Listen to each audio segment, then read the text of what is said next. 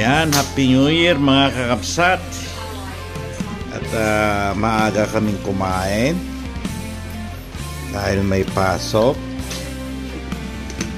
May pasok si Mrs. Ito po yung niluto ko ngayon. Nilagang baka. Tapos ito yung niluto ni Mrs.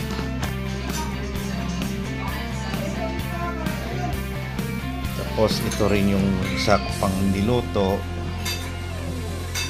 Ayan. Tapos yun, ginawa ko rin yan. Ginawa ni Mrs. Ayan, dito magaling si Mrs. sa pansit. Ayan.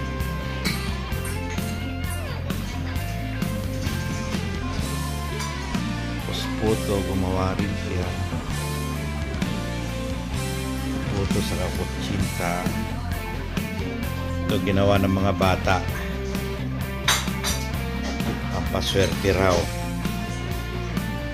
Tapos yung mga lucky fruits. Yan po ang mga simpleng handa namin.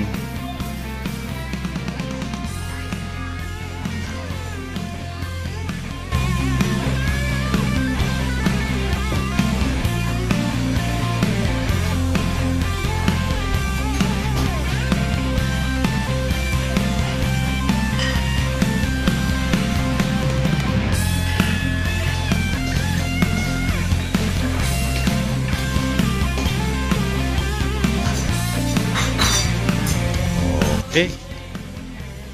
Ito yung request ng anak ng lalaki, si Simon.